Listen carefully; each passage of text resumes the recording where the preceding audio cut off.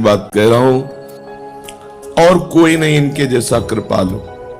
बहुत कृपालु दरबार मिल गया, श्री जी के चरणों का आश्रय मिल गया। अब ये चूक मत करना, पक्का समझ लीजिए, इस जगत में गुणी का आदर है, अवगुणी को कोई नहीं स्वीकार करता। इस संसार में लायक को पूजा जाता है, नालायक को ठोकर लगाई जाती है। लेकिन श्री जी का दरबार ऐसा है जहां लायक को रोक दिया जाता है और नालायक को पास कर दिया जाता है। इनको अपना पन बहुत प्यारा लगता है, इनको सिर्फ अपनापन कि ये मेरा जन है, बस साथ चलना है, हम तुम्हें साथ लेके जाएंगे। निरंतर नाम जप का अभ्यास, प्रियाजू के चरणों का आश्रय, आठों पहर में जितनी बने उतनी सेवा, और ठसक महारानी जू की, हमारे माई श्यामा जू को राज। बस इस कलिकाल का कोई भी दोष हृदय में अपना प्रभाव नहीं दिखा पाएगा, कोई भी विकार हमको परास्त नहीं कर पाएगा। सच्ची मानिए, महारानी जू का बहुत बड़ा बल है, अलबेली सरकार है। कोई भी स्वामी ऐसा नहीं देखा गया, एक बार गलती माफ कर सकता है, 2 बार गलती, 10 बार, लेकिन बार बार गलती करे तो स्वामी को क्रोध आ जाता है, रिश आ जाता है, और दंड देने पर उतारू हो जाते हैं। अब ये दंड से सुधरेगा।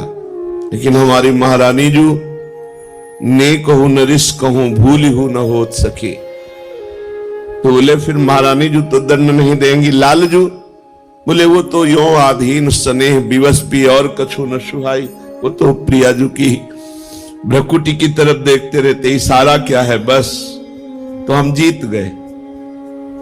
हमारे अवगुण, हमारे दुर्गुण अब हमको प्रभु से दूर नहीं कर पाएंगे, क्योंकि हमसे गलती हो सकती है, पर हमारे स्वामी को रिस नहीं आती, नाराज नहीं होती।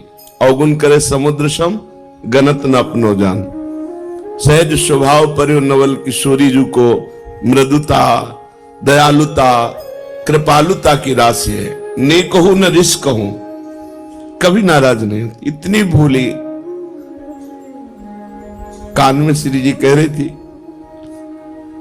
काहे को रोवे, तो आशीर्वाद चाहिए, मैं दे तो रही हूं आशीर्वाद।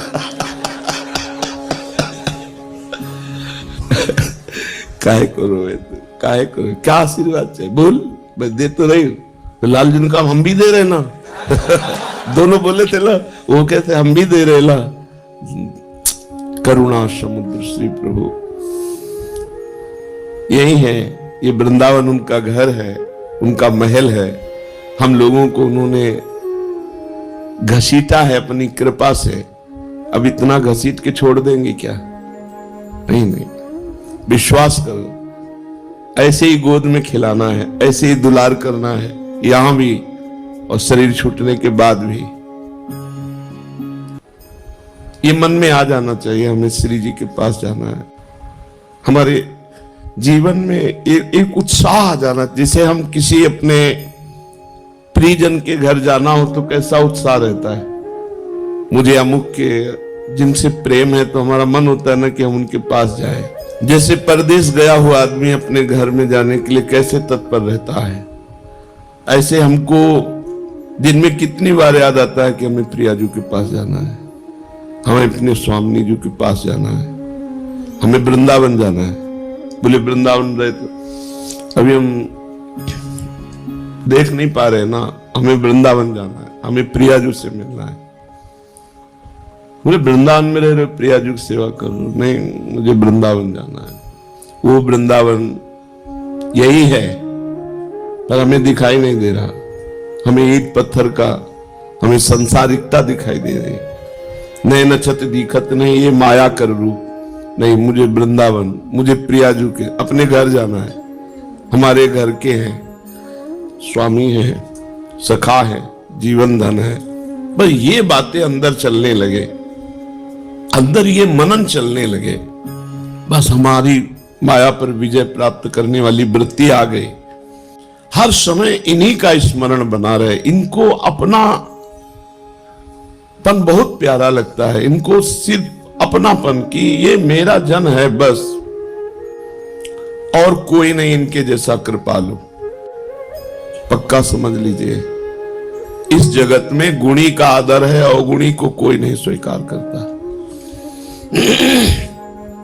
इस संसार में लायक को पूजा जाता है, नालायक को ठोकर लगाई जाती है।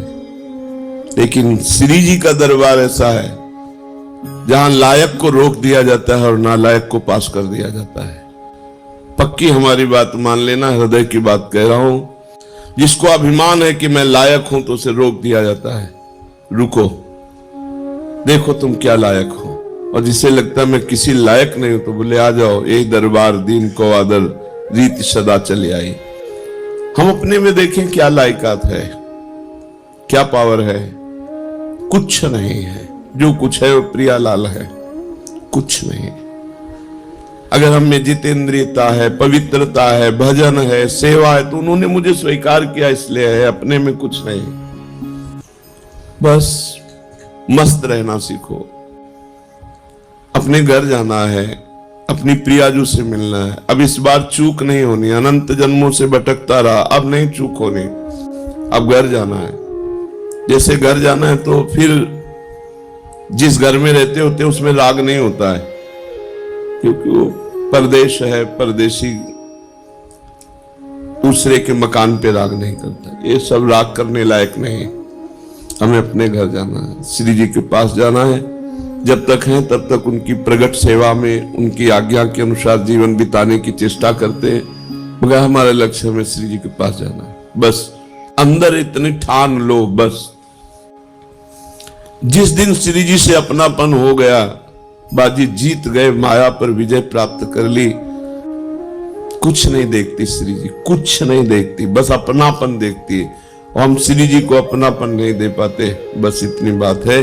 अपनापन हम अपनी इंद्रियों को, मन को, ये सब, श्री जी को नहीं। श्री जी मेरी, मतलब श्री जी जैसे अपने भाई को देखे कैसा लगता है, अपनी बहन को देखे कैसा लगता है, अपनी माँ को देखे कैसा लगता है, अपने पिता को देखे तो कैसा, ये मेरे हैं। भले बाबा जी बन गए हैं, तो देख के एक बार तिरछी चितवन से ऐसे मेरे बाप है, मेरी माँ है, मेरे पिता है।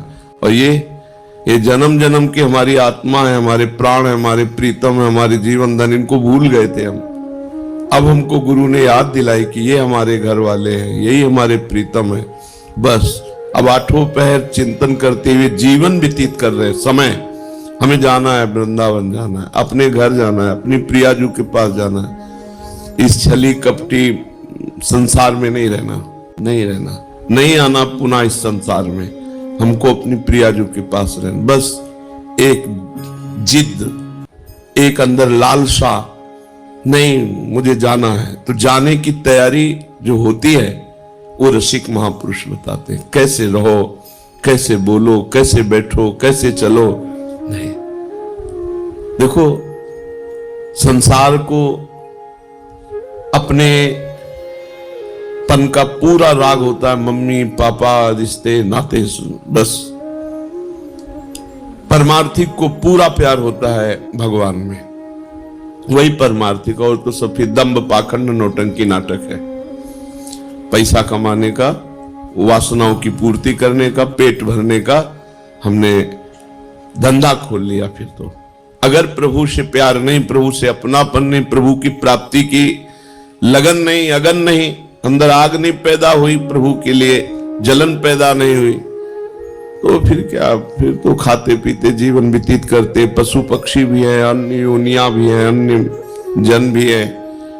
परमार्थिक का एक ही लक्ष्य होता है, प्रभु, प्रभु की चर्चा, प्रभु का नाम, प्रभु के गुण, प्रभु के जन, प्रभु का कुछ भी, वो प्रभु में मगन। प्रभु के सिवा और कोई अपनापन नहीं दिखाई दे। ये अंदर की बात रखने, बाहर व्यवहार में तो सबसे हमें, सब जीवन सो प्रीति, तो परिवार की मिले चाहे बाहर की मिले, सबसे प्रीति दिखानी है, लेकिन अंदर से प्रीति केवल प्रियाजू से हो। बहुत कृपालु दरबार मिल गया, श्री जी के चरणों का आश्रय मिल गया।